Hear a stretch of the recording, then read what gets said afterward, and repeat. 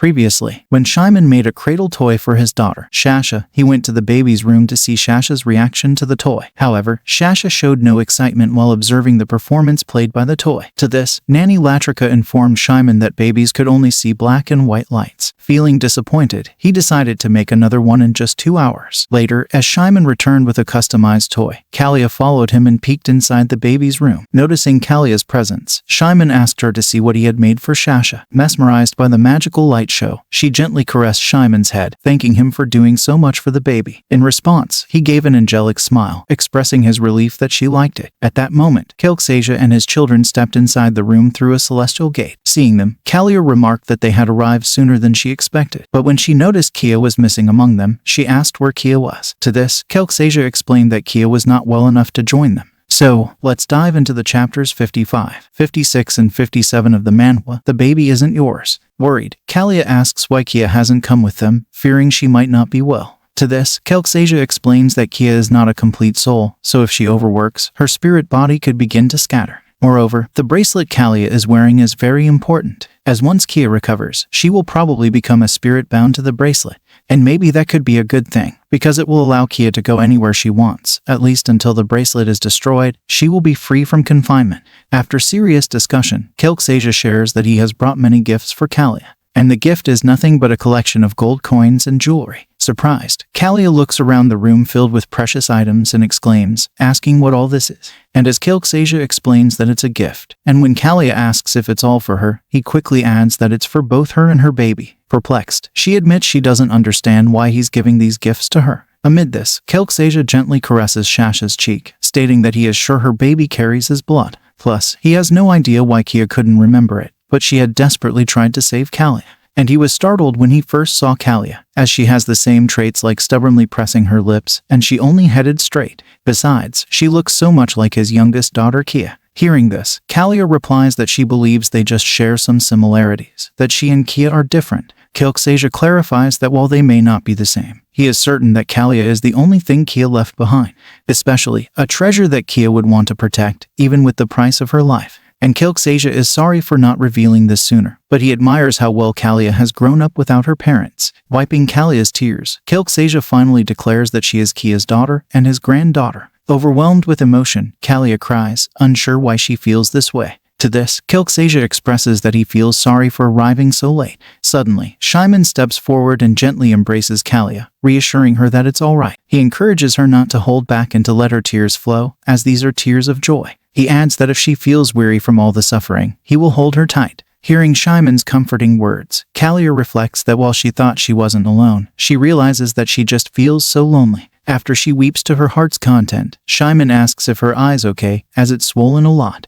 However, Hua interrupts them and introduces herself, announcing that she is Callia's aunt. With flushed cheeks, Hua swiftly hugs Callia and expresses how delighted she is to meet her niece. And as Hua comments on how strong Callia has grown, Callia becomes immediately emotional. Hua then declares that no matter what happens, she will protect Callia and her child. At that moment, Furiosa approaches from behind and tells Callia that his Furiosa trees will be her friends, and he assures her that she can call on her uncle Furiosa wherever these trees grow, allowing her to speak with him anytime. Instantly, Hua asks her brother Ganini to step forward and greet his niece Callia. Yet, Ganini hesitates, lowering his gaze and standing in a state of gloom. Observing this, Callia warmly addresses him as uncle and says it is nice to meet him. Hearing the word uncle, Ganini flinches heavily and his heart starts to race. Softening his expression, Ganini explains that when Kia gave birth to her, she must have been around Callia's current age. He admits feeling guilty that they were not there to care for her at that time. Yet, despite everything, he believes Callia will forgive them and accept them as her family.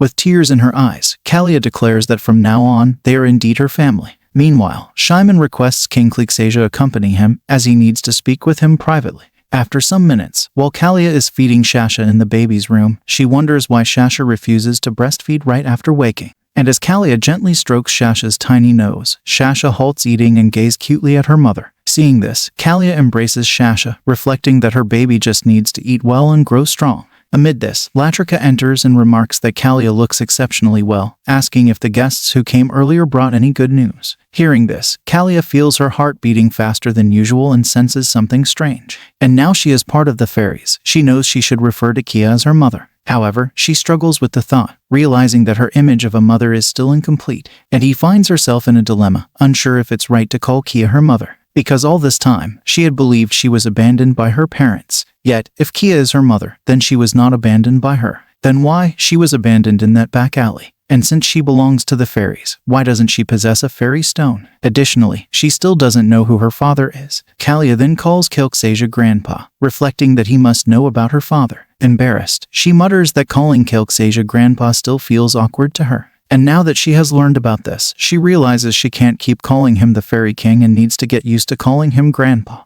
Soon after, Dr. Allen enters the room and asks if Callia is feeling well. To which, she replies that she is fine but complains that Shasha is not drinking breast milk. Smiling, he assures her, explaining that sometimes babies behave like that. He also explains that breastfeeding is harder than it seems, as bottles are easier for babies to suck on. Hearing this, Callia mentions that there are times when Shasha does eat well. Smiling, he explains that while breast milk is indeed healthy, it doesn't mean powdered milk is bad. Yet, for her concern, he offers to check Shasha's situation. After examining the baby, he concludes that her pulse is good and she has no fever. Satisfied with the baby's condition, Alan states that since everything seems okay, he will take his leave. However, as he turns to leave, Callia suddenly grabs his shirt. Perplexed, he asks what she is doing, to which she requests that he walk with her for a while. From here, the scene transitioned to outside the castle, where Callia informs Alan that she sometimes feels like her pulse is jumping out of its own way, and if it's normal to break out in a cold sweat after pregnancy. With a serious expression, he mentions that he doesn't see any abnormalities in her. Seeking clarification, he asks if she could be more specific about her problem. Embarrassed, Callia admits that she is really confused and doesn't know where to start.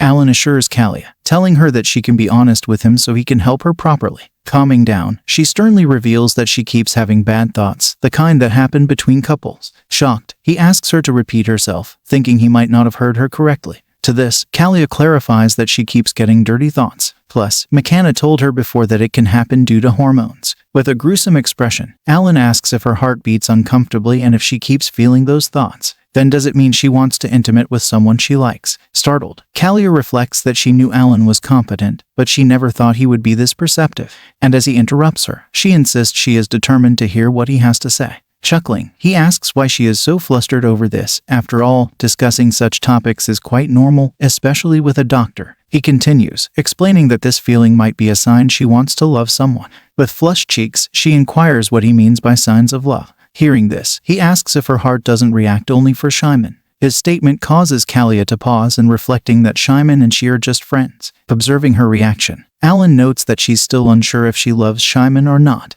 To help her realize her feelings, he asks how she feels when she touches or hugs him. In response, Callia quickly responds that she wouldn't feel anything by his touch. Then, Alan asks, what if you think of it with Shyman instead? At imagining a shirtless Shyman, Callia's cheeks turn heavily reddish with eyes wide. Alan sees her reaction and points out that it's clear she loves Shyman with all her heart, even if she hasn't realized it until now. Not wanting to accept his words, Callia escapes the scene, reflecting that it's true she loves Shyman's beautiful face, and she feels comfortable around him. Moreover, she realizes she cares enough for him to endure any hardship, and even though they met after half a year, it wasn't uncomfortable. On top of that, he then confessed his feelings to her and she kissed him. Getting excited heavily just at imagining Shyman, Callia suggests herself to calm down for the moment, as it's best to look at something cute like her baby Shasha to clear her mind.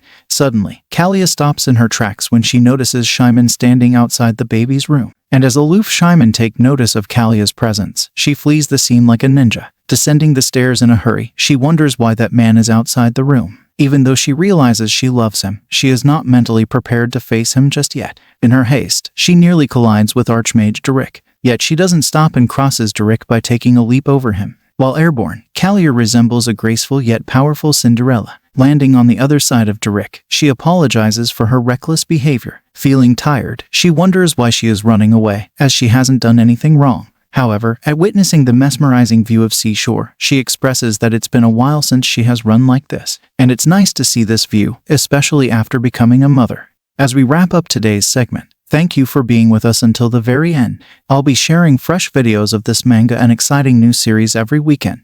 Your support is invaluable, so please subscribe and hit the notification bell to stay updated. Your encouragement keeps the channel thriving, and I appreciate it immensely. Until next time, take care and goodbye.